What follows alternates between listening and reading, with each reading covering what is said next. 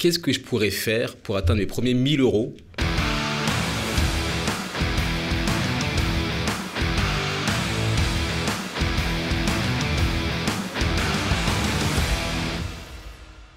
J'ai envie que tu nous partages un plan d'action pour atteindre, allez, qu'est-ce que je pourrais faire pour atteindre mes premiers 1000 euros de cash flow si je devais le faire en 2023.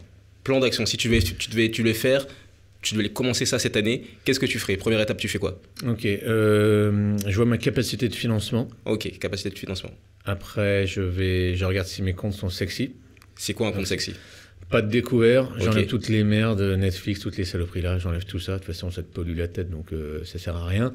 Je réduis toutes mes dépenses, j'augmente mon épargne et je vais tout de suite acheter des biens. Ok. Et je vais voir plusieurs banques. Donc et acheter j'essaie des biens. d'en- Pourquoi des biens et pas un bien ? Des biens, parce que tu vas plus vite. Ok. Donc on peut très bien, quelqu'un qui n'a jamais rien acheté, il peut très bien, plutôt que de te dire je vais acheter mon appart, j'achète des apparts. Ouais. Ok, c'est mieux ?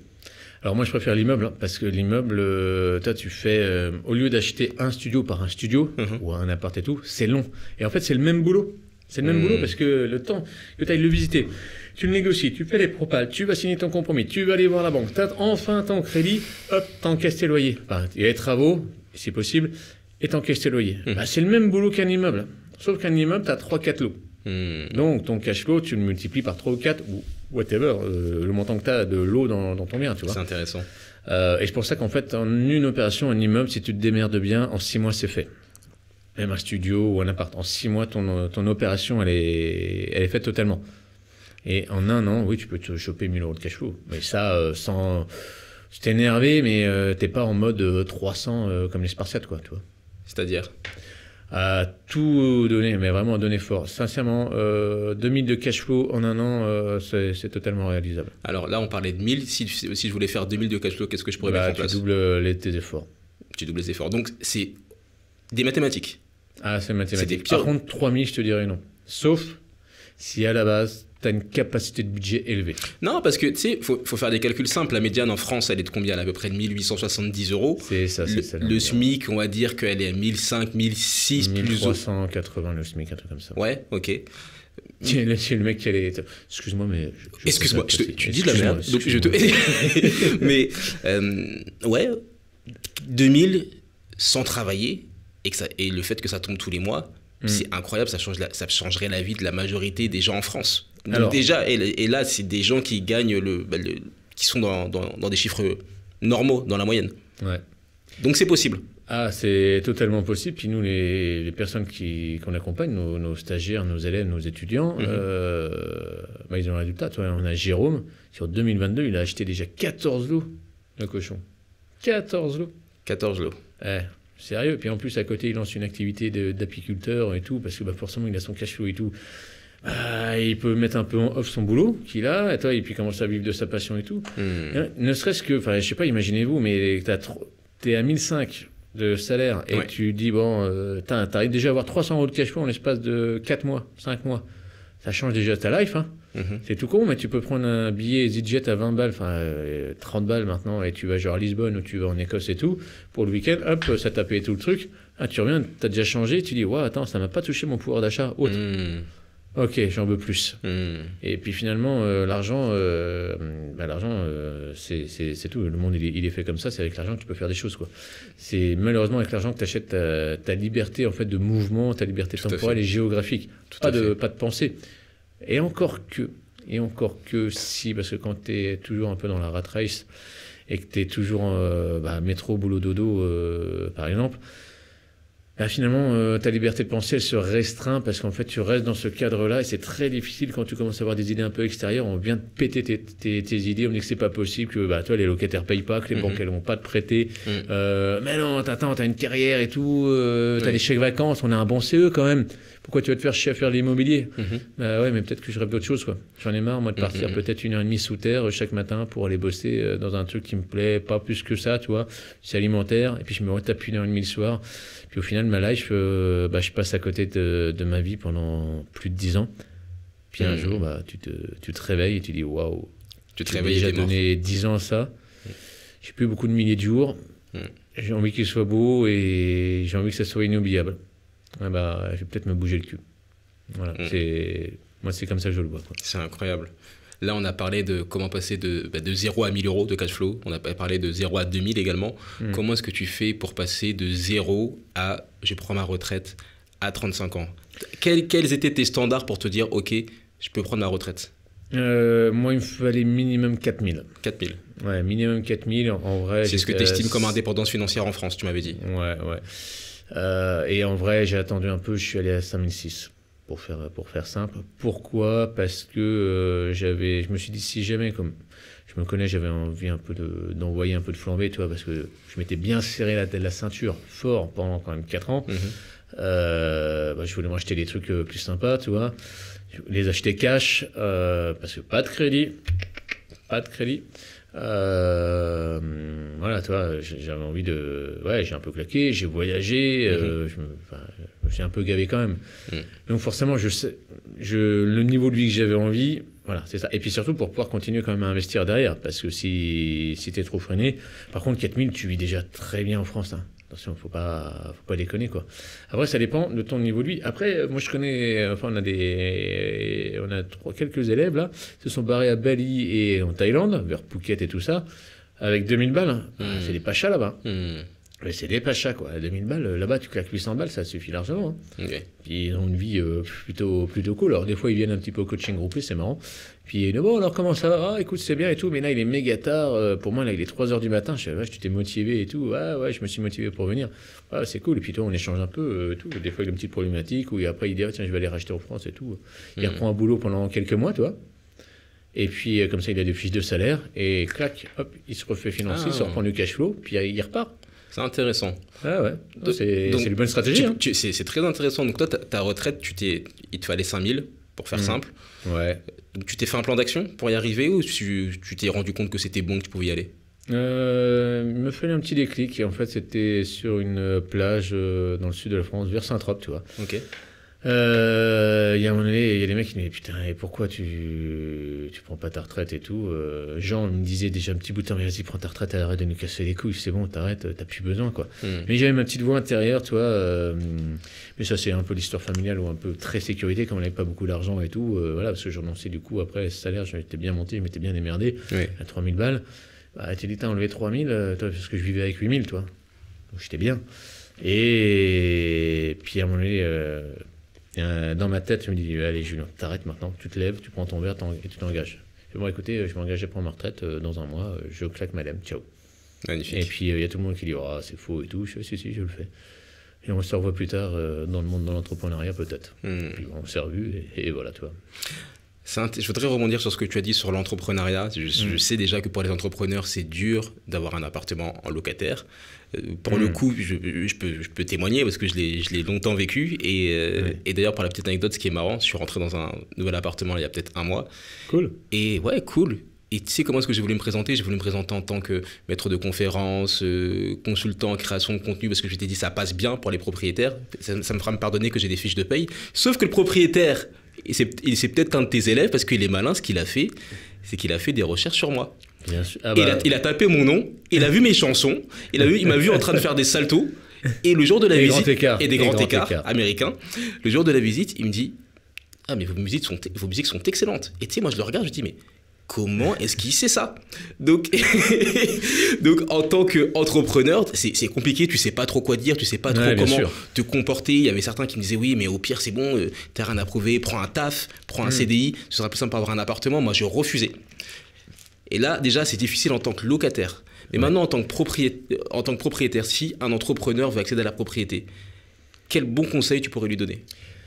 Apprenez à vous payer déjà vous-même, ce que vous ne faites pas la plupart du temps malheureusement. C'est-à-dire? Tu te prends un salaire, tu ne te prends pas le minimum. Si tu te prends le minimum et que c'est que tu n'as pas le choix, c'est que dans ta boîte tu as un problème. C'est-à-dire que tu ne fais pas assez de marge. Donc revois tout ça, rebosse, apporte de la clarté. Toi, ça c'est une des questions aussi qu'on a beaucoup eu dans les coaching business, et c'est pour ça que avec Exponentiel, notre mastermind, on répond à ça, parce qu'on va chercher aussi sur la finance pro et perso. Et en fait, on se rend compte que, mais tu te payes 1200 balles depuis un bout de temps. Bah ouais, mais j'avais le chômage avant. Ouais, mais le chômage, les gars, ok, c'est le plus gros business angel de tous les entrepreneurs, ça c'est une évidence. Mais il faut pas miser sur ça, quoi. Il y a un moment, il faut penser aussi à prendre son cash, quoi. Et si tu le prends pas, derrière, tu pourras pas forcément investir. Et surtout qu'en plus, ça apporte plus de sérénité dans ton esprit d'entrepreneur quand tu sais que tu n'es pas obligé de bouffer des pâtes et que ça va aller mieux et que tu commences à avoir aussi du patrimoine perso. Tu prendras des meilleures décisions à côté aussi en tant qu'entrepreneur. Tu vois. Donc moi, déjà, mon conseil, c'est payez-vous bien en premier pour pouvoir investir avec un bon bilan. Si vous n'avez pas la possibilité, matez vos chiffres, les mecs. Matez vos chiffres, parce que là, vous avez un problème. Et si tu vois que tu n'es pas rentable au bout de 3 ans, alors, est-ce que c'est la persévérance ou l'obstination? Justement, la persévérance, c'est que tu t'es fait valider ton idée. L'obstination, bien souvent, il y a quand même une option de folie là-dedans. Donc, à savoir dans quelle partie tu es. Et si tu es dans la deuxième catégorie, pas bon.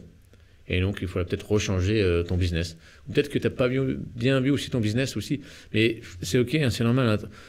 Hein. Quand tu as la tête dans le guidon, tu ne vois pas ça. Et puis surtout, quand tu ne prends pas le temps de bosser sur ton business, mais dans ton business, ça te shoot en fait. Ça te shoot. Et en plus, ça peut te démoraliser. Et des fois, tu peux mettre ton fameux masque le matin. Tu vois, le masque, c'est... attends, aujourd'hui, j'ai pas trop envie et... Wow, c'est chaud. Et tu sais, allez, c'est bon, aujourd'hui on va tout défoncer. Plus tu mets de claque, plus tu es dans ton masque, et plus c'est dangereux. Parce qu'en fait, tu as un problème que tu n'as pas identifié correctement, et que ça, finalement, ça te vient te perturber, en fait, dans même toutes tes actions et dans tes choix. Et Dieu sait qu'on a un métier à faire des choix. Entrepreneur, c'est des choix, mais que des choix. Peut-être mieux te réguiller, quoi. C'est juste, c'est fou. Maintenant, j'aimerais qu'on parle de la banque, parce que j'ai beaucoup étudié l'intelligence financière, j'ai lu tout ce que je pouvais lire de Robert Kiyosaki. le maître. Père riche, père pauvre. Je fréquente depuis des années des gens comme toi, comme Maxence, comme tous les invités de podcast que j'ai, où tu retiens les choses au fur et à mesure, tu t'es exposé à cette information.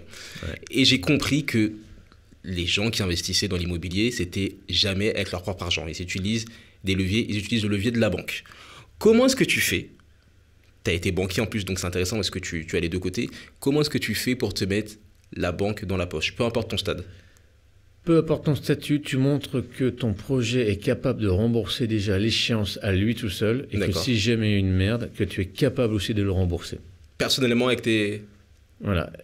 Et du coup, ça veut dire quoi si on va chercher un peu plus loin? Montrer que ta notation est bonne à la banque.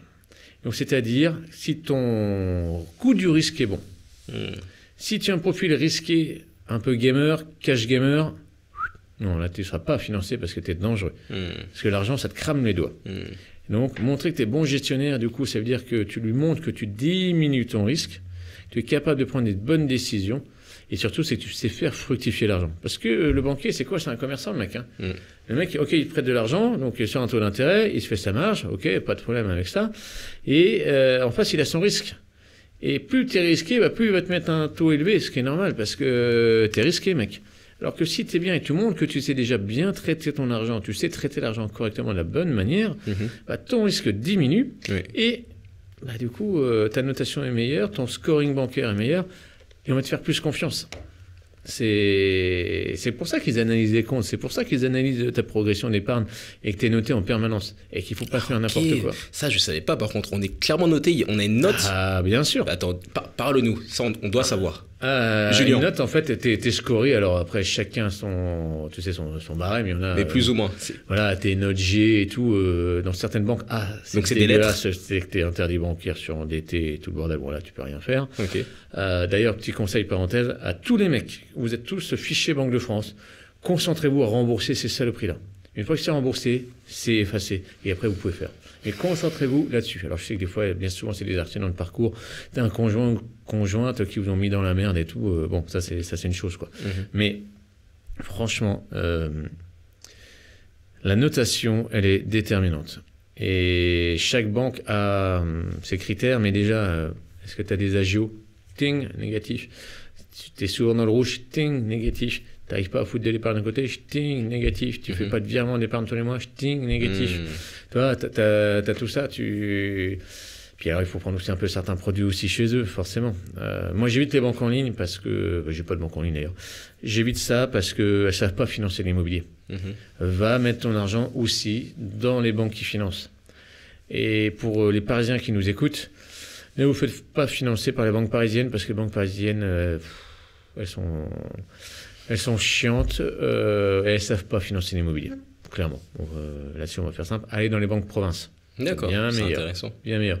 Et surtout qu'en plus, à Paris, vous serez un peu les petites crottes, quoi. Clairement, Paris, il y a tellement d'argent que toi, tu arrives avec un petit projet à 100 000 balles, toi, ils rigolent, toi. Alors qu'en province, c'est mieux. Alors, ça, du coup, je donne la mauvaise image de la province, comme quoi il y a moins d'argent, ce qu'il faut aussi. Mais sauf que tu seras plus reconnu et respecté pour ça. C'est intéressant. Ah, mais c'est top. Là, c'est vraiment beaucoup de valeur pour les auditeurs et les auditrices du podcast. Là, on a parlé de la banque. J'aimerais qu'on parle maintenant du moment où tu dois convaincre un propriétaire, un vendeur plutôt, de te céder ton bien. Quels sont les conseils que tu pourrais partager, par exemple, des tips de négociation, des principes qui sont intemporels et qui pourraient fonctionner dans toute situation? Ouais. Le principe fondamental, c'est du culot et avoir les couilles de poser sa négociation sur la table. D'accord. Ça, pour moi, c'est déjà le primordial. Après, il ne faut pas y aller non plus comme un gros bourrin. Ça peut marcher sur certains cas si tu as bien analysé ta personne en face. Alors, toi, on a fait un module de plus de 4 heures sur la négo, donc ça va être compliqué de te le résumer là. Ça va être compliqué, mais on a même, nous, créé notre chasse au cerf où, en fait, on épuise le cerf pour clac, à la fin, il est à nous, tu vois. Qui marche très, très bien. Il y a eu des millions de négociés avec cette technique-là. Mais ouais, c'est le culot et oser les propales. Toi, en ce moment, moi, je suis en train d'acheter une maison sur Aix. J'ai un peu baissé le prix un peu fort par rapport au marché. Ils n'ont pas du tout l'habitude. Mais là, j'ai du retour positif. Donc, en fait, n'importe où. Ayez le culot de le faire. Au pire, le mec, il vous dit quoi? Il vous dit non. Bon, c'est pas grave. On va réajuster la contre-propos et tout ça. On peut faire. Puis s'il nous dit non, c'est pas grave, c'est pas celui-là. N'oubliez pas que c'est des boîtes. On va sur un autre. Ne restez pas attaché, n'ayez pas le coup de cœur parce qu'il t'a ferré. Et là, dans la négo, t'es mort. T'es mort. C'est comme ça, quoi. Et tu peux rien faire, quoi. C'est intéressant, donc faut vraiment penser en mode business, pas en mode c'est les projets de ma vie, c'est l'appartement de mes rêves, c'est parfait, etc. Non mais je me vois vivre là, c'est bon, c'est celui-là. Non, faut pas être comme ça. Le ton, tes phrases, déjà tu sais que t'as perdu. Ouais, non, c'est un peu poker face quand même. Ok, tu dures toutes les étapes. Ouais, jusqu'au financement et encaissement de loyer, ouais, tu peux. C'est incroyable. Mais par contre, tu bosses et tu ne fais confiance à aucun intermédiaire. C'est que tu les saoules tous. Là, les gens m'ont oublié. Bon, on en est où la promesse d'achat, elle est passée. Ouais, c'est bon. Ok, on signe quand là, avec le notaire? J'ai contacté le notaire. Ok, merci. T'appelles le notaire. Bon, vous avez bien reçu les trucs. Moi, c'est bon, ma signature, vous avez besoin de tous mes papiers. Ok, le vendeur, vous l'avez rappelé. Non, mais il faut que je le rappelle parce qu'il manque des pièces. Ok, tu rappelles l'agent immobilier. Tu dis, le vendeur, il faut qu'il m'envoie tous ses papiers pour qu'on signe demain. La vache, ouais, on fait une procuration. C'est pas chier à venir. Ça va plus vite, tu vois. Tu t'enchaînes ça et en même temps, t'appelles déjà le banquier, hop, rendez-vous parce que j'ai ça, le projet, je vous l'envoie. Et puis t'arrives sur place, t'enchaînes, tu vois. Tu lâches rien, le banquier, tu l'appelles 3 jours après. Bon, alors on en est où le dossier? Je n'ai pas eu le temps de le monter. Attendez, on se revoit si vous voulez, on le fait ensemble. Tu les lâches pas, les mecs, tu les lâches pas. Fou. C'est énergivore, mais comme travail, c'est plutôt agréable. T'as pas besoin de te lever à 5 heures du matin pour aller bosser, pour faire des routes. On se détend quand même, quoi. Alors il y en a qui disent, ouais, mais c'est dur et tout. Si ça, tu trouves ça dur, arrête et va regarder et complète tout ton scoring sur Netflix. Ça ira beaucoup mieux ta vie. Par contre, viens pas te plaindre, quoi. Tout simple. Waouh. Je voudrais qu'on finisse pour parler de ces étapes. Qu'on parle de, tout simplement, maintenant que tu as des locataires, quelques conseils, parce qu'il ne reste plus beaucoup de temps pour l'audience. Il ne faut pas leur donner trop de temps. Je parle vite, beaucoup trop peut-être. Non, mais je suis passionné. Et j'aime les gens passionnés. Ce que je voudrais savoir, c'est comment est-ce que 3 conseils pour bien gérer tes travaux, si tu dois en faire, en passant du financement jusqu'à la réalisation, l'exécution. Et après, tu nous parles de comment choisir un locataire et comment virer des locataires. Les travaux, négocie tous tes devis, demande détaillée. Ça, c'est le premier conseil. Deuxième, vérifie tes artisans. Troisième, sois un chien sur ton chantier. C'est-à-dire que tu lâches rien, t'es tout le temps dessus. Tu peux pas le déléguer, ça? Tu prends un mètre de chantier. Sauf si tu as... Là, si tu peux, mais même, tu lâches pas, c'est ton chantier, et lui, il s'en fout, ça ne lui changera pas trop à la fin de son mois, son salaire. Il faut mettre la pression. Moi, personnellement, je mets la pression. C'est ce qu'on retient. Tu n'as pas le choix. Ouais. Et pour les locataires, chercher le bon profil, pour moi, c'est aussi c'est le même travail que trouver un appartement rentable, pour moi. Parce que là, il faut être sûr de sa solvabilité, être sûr aussi du profil. Toi, que ce ne soit pas un mec qui arrive avec 3 bergers allemands et tout derrière qui t'a planqué. Fais du logement quali, tu auras du locataire quali. Parce qu'on va le respecter aussi. Ouais. Tu fais du tas de merde, forcément, en face, tu n'auras pas forcément la meilleure des populations, quoi. Ouais. Donc, respecte ça. Si tu respectes le locataire et du coup ton appartement, ça va être OK derrière. La valeur. C'est simple, hein. Là, quelqu'un qui veut se lancer dans l'immobilier ou qui veut améliorer son immobilier, il a toutes les étapes, il a toutes les bases, parce que je connais beaucoup de personnes qui se sont lancées et qui me rapportent constamment, j'ai tel souci avec les travaux. Mais c'est parce que j'ai payé souvent un cousin ou quelqu'un pour faire des travaux. Putain, non mais ou payez pas ça. Ouais. Ah tiens, les 5 erreurs à ne pas faire. Prendre ton beau-frère. Ouais. Prendre ton cousin. D'accord. Bon, en l'occurrence, sauf le mien, parce que c'est un cousin en or, c'est Jean. Mon associé aussi. Donc déjà, éviter avec la famille. C'est bien. Ou des mecs un peu hommes à tout faire, tu sais. Ah, mais je le connais, il bosse bien et tout. Voilà, donnez pas trop gros à un artisan. Là, moi, j'ai acheté un immeuble de 16 lots, là. C'est pas un artisan que je prends, là. Qu'est-ce que tu prends? Là, c'est une entreprise générale. Donc, c'est mieux de prendre des entreprises. En général, c'est mieux de prendre des entreprises que des artisans? Non, pas forcément. Mais là, le problème de l'artisan, c'est que dans l'année, il va peut-être rénover 40 appartes. Je dis une bêtise, hein, peut-être moins, quand même moins. 16 lots, ça va leur faire peur et ça va les essouffler. Oui. Et du coup, il va s'essouffler, il va se démotiver et puis il va y avoir un peu plus de merde qui va être fait et tout, malheureusement. Parce qu'en fait, ce qui est malheureux, c'est que les artisans, bien souvent, on leur dit tiens, tu vas faire ça parce qu'à l'école, t'es nul, tu vas être artisan plus tard. Tu vois, c'est complètement con. Bon, bref, c'est se les évaluer. Alors que les artisans peuvent gagner très, très bien leur vie. Et bien plus qu'un cadre à la défense qui remplit ses tableaux Excel toute la journée et qui n'a pas de sens dans sa vie. Mais bon, bref, et qui est sous le néon. Et ils ont pas on leur apprend pas dans leur étude la gestion client. Donc la gestion d'un projet. On leur apprend pas ça. Donc forcément, les mecs, ils peuvent être un peu sous au lait, ils sont un peu trop cash, puis alors eux, ils sont plus sensibles sur leurs émotions.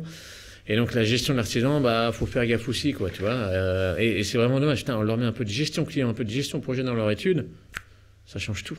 Ça change tout. Ça change tout. Et surtout, c'est qu'ils se font. Ils se font. Moi, les artisans avec qui je bosse, ils gagnent bien. Tu vois, un plombier, pour moi, il prend 5 000 € par mois, quoi, tu vois, ceux qui bossent bien. Oui. C'est magnifique. Et il est bon. Oui. Il est bon. Et surtout, c'est que voilà, il fait du 8h, 17h, c'est fini, sa journée. Le soir, il a des factures, mais après, s'il se démerde bien, il délègue bien, c'est OK, tu vois. Oui. Non, c'est super intéressant. C'est super intéressant. En tout cas, j'ai assisté à votre séminaire, même si je travaillais et que je devais animer, puis j'écoutais. Et puis grand écart américain, quand même. Ça, on le voulait, celui-là. J'ai écouté et merci pour la valeur que vous apportez parce que je trouve ça magnifique parce que là on n'a pas énormément parlé de toute l'histoire par souci de concision parce que vous la racontez dans d'autres podcasts également sur votre site internet, sur des vidéos. D'ailleurs je vous invite très chers auditeurs, très chères auditrices à aller vous abonner à la chaîne YouTube, au TikTok et à l'Instagram également. Investorenta, Jean et Julien, vous allez trouver ça sans souci, je mettrai toute la description. Enfin, tout dans la description du podcast. Mais vraiment, vous changez la vie des personnes. Parce que permettre à quelqu'un d'avoir des sous qui tombent en automatique et lui laisser plus de temps pour s'occuper de ses enfants, renouer avec des passions, juste se reposer, se refaire une santé, c'est incroyable. Et ça vous, dans votre histoire, il n'y a pas si longtemps que ça, il y a moins de 15 ans, là aujourd'hui, tu es en fin de trentaine, il y a moins de 15 ans, tu n'étais pas dans cette situation-là. Et ton cousin non plus, parce qu'il n'était pas là, mais genre, il faisait des réparations de l'entretien plutôt d'installation. d'eau dans des caves. Dans des caves. C'était il n'y a pas si longtemps que ça. Vous étiez déjà dans la vie adulte et post-études. Donc ça montre aussi que les choses peuvent changer relativement rapidement si on écoute des gens comme vous. Ouais, c'est ça. Et tu vois, en plus, nous, on aurait bien aimé avoir des mentors. Ouais. Parce que ça soit immobilier, bourse, puis entrepreneuriat aussi, tu vois, clairement.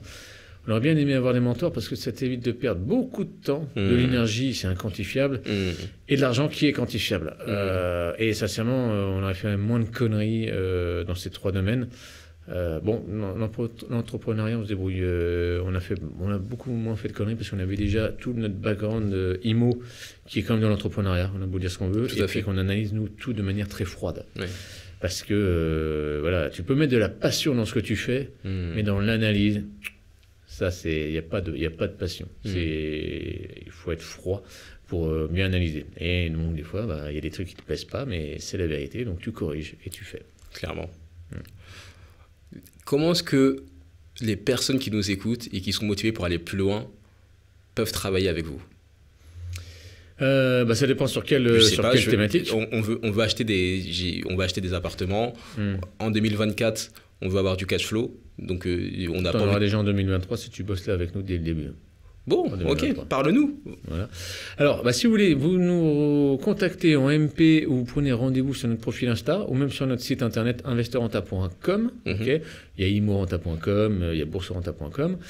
Si vous avez envie de mettre toutes ces stratégies-là puissantes et vous voulez qu'on vous accompagne, vous voulez aller plus loin, prenez rendez-vous avec nous et vous tomberez sur nos conseillers pédagogiques et on fera le point, on fera un état des lieux de où est-ce que vous en êtes, vos finances et surtout vos objectifs et vos rêves, d'accord ? Et on verra si on vous accompagnera, on vous fera une proposition d'accompagnement. Bien sûr, il y a les prérequis. Alors aussi, il y a une chose, c'est qu'on ne cherche pas, nous, spécifiquement de nouveaux clients.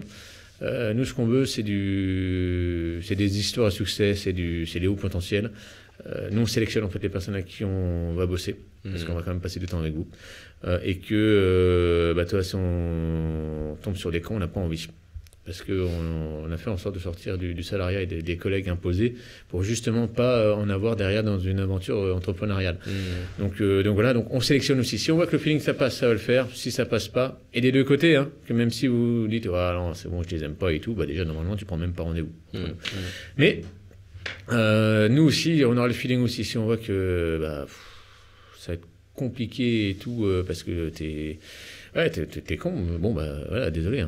Par contre, si t'es débutant, c'est aucun problème. Si tu comprends rien, ça c'est autre chose, tu vois. Et là, nous on adore ça parce que t'as pas pu faire de conneries avant si t'es totalement débutant. Et là, c'est hyper bien, quoi. Voilà. Donc, vous nous contactez. Et donc, si vous voulez mettre des stratégies puissantes en IMO et en bourse, on vous conseille aussi d'attaquer très rapidement la bourse. Et puis, même sans ça, que ce soit avec ou sans nous, mais lancez-vous, quoi. Donc ça, c'est pour la partie IMO et bourse. Et la partie donc vraiment entrepreneuriale pure et dure. Alors, celle-là, on est très drastique sur les conditions. Mastermind exponentiel. On est uniquement sur sélection ou reco. Et si vous voulez vraiment vous sécuriser dans votre business et le faire croître, et ne plus vous sentir seul, galérer dans vos choix ou même dans vos process. Parce que moi, je pense que tout part en fait d'une carte des processus, des risques, pour savoir c'est quoi votre business. Et vous voulez vraiment aller plus loin et décoller et être dans un mastermind avec du level, ou des petits levels, mais vous voulez quelque chose de sérieux. Vous nous contactez aussi. Vous pouvez nous faire sur contact@imorenta.fr. Ça fonctionne. Nous contacter aussi en MP. On communique moins là-dessus parce que c'est pas notre fer de lance premier des réseaux sociaux, mais c'est quelque chose qui nous tient aussi énormément à cœur. Donc n'hésitez pas, si vous voulez vraiment faire un game changer dans votre life d'entrepreneur, n'hésitez pas à venir nous voir. Et en chiffre d'affaires, c'est minimum, ça sera 200 000. Si vous n'avez pas fait 200 000, on vous acceptera pas. Alors après, il y a toujours une ou deux exceptions, tu sais, mais on sera très dur là-dessus et on s'est associé donc avec Jean et Damien qui a une très belle agence aussi et qui est brillant aussi, et donc là on a vraiment bossé, on a fait un truc, il y a 5 piliers, il y a plus de 40 thèmes, implémentation, on vous lâche pas, et 2 rencontres physiques dans l'année. Donc voilà les amis, je crois que je vous ai tout dit là-dessus, et puis je vais m'arrêter là parce qu'après ça va être long et puis ça va être chiant aussi. C'est super. Est-ce que, je sais pas, parce que j'aurais peut-être pu t'en parler avant, est-ce qu'il y a quelque chose, un petit bonus, un petit freebie, quelque chose que on pourrait partager aux gens qui ont écouté le podcast, un petit, ou même qui veulent prendre le mastermind, tu vois, par exemple s'ils disent qu'ils viennent de la part de Ntohi, du podcast La Percée, est-ce qu'ils peuvent obtenir quelque chose, ou un big up, ou un... Ouais, alors déjà tu parles avec eux, et puis tu me diras, parce que je te pose la question, est-ce qu'il est bon lui ou pas? Ok. Voilà. Et que si tu me dis, ouais, ok, c'est bon, ça va le faire, ouais. Si c'est juste comme ça, je vous dirai non. Je suis désolé, mais on est très select, mais on sait qu'on va vraiment changer la vie encore plus de l'entrepreneur. Magnifique. Et si vous voulez, tiens, ça me fait penser, si vous voulez, je t'enverrai le lien d'une page où c'est notre intervention du séminaire qu'on a fait au 1er et 2 octobre, un peu notre histoire. On a parlé de d'autres choses, donc si ça vous intéresse, je t'enverrai le lien. Tiens, comme ça, d'habitude, ça on le réserve aux clients. Ah bah voilà, parfait. Super. Un cadeau, tiens. Ça va inspirer. Ça peut être bien. Le but, c'est vraiment ça le but du podcast La Percée, c'est de donner toutes les clés pour juste qu'on puisse vivre de nos passions et être tranquille. Parce que c'est l'histoire de ma vie, j'ai pu avancer, je veux le partager à d'autres personnes, et là tout ce qui peut aider, donc là l'investissement immobilier, l'investissement boursier, toutes ces choses-là qu'on n'apprend pas à l'école techniquement, je veux les partager, et je suis très content que tu aies pu venir, qu'on ait pu se faire ça, parce que c'était jamais évident avec les emplois du temps, et la localisation, toutes ces choses-là. Et les retards SNCF aussi. Bon, on les embrasse. Donnez-moi des sous, sponsorisez le podcast. Là, qui perd pas le nord. Mais il va être en retard du coup ton podcast. Voilà. Fais gaffe quand même. Voilà. Là, comme j'ai analysé tout à l'heure, je fais, tu vois, la SNCF, alors ils respectent pas leurs horaires, mais ils respectent leur retard. Donc tu vois, ils sont quand même pas mal. Quoi. Ça sonne bien. Ça sonne bien. En tout cas, très chers auditeurs, très chères auditrices, j'espère que ce contenu t'a plu. Avec Julien, comme d'habitude, fais une capture d'écran sur Spotify, Apple Podcast, n'importe où, et mentionne-moi sur Instagram. Mentionne également Investorenta sur Insta, sans souci. Comme ça, on pourra repartager. Et aussi, ça pourra aider des personnes. On connaît tous quelqu'un qui a besoin d'être aidé. Et parfois même qu'on ne connaît pas, mais il est là. Il y a quelqu'un dans notre entourage qui a besoin d'aide, et ce contenu peut peut-être faire la différence pour lui. Donc partage-lui, et de même, si tu aimes ce genre de format, sache que j'ai une newsletter quotidienne depuis 2018, tu le sais, dans laquelle je partage tous les jours tout ce que j'apprends pour monétiser tes passions et économiser ton temps. Donc si ça t'intéresse, le lien est dans la description du podcast. Sinon sur le site ntohi.fr, tu le trouveras sans souci. C'est des versions condensées du podcast, du contenu, des conseils, de tout ce que j'ai pu apprendre. C'est là pour toi. N'hésite pas à t'y inscrire. En tout cas, très chers auditeurs, très chères auditrices, merci pour ta constance. Merci d'être resté jusqu'au bout de cet épisode. Ça montre que tu es vraiment motivé. Écris cash flow, tiens. Allez, en commentaire si tu écoutes le podcast sur YouTube, comme ça nous permettra de savoir que tu es allé jusqu'au bout et que tu es vraiment déterminé. D'ici là, n'abandonne pas et fais ce que tu as à faire.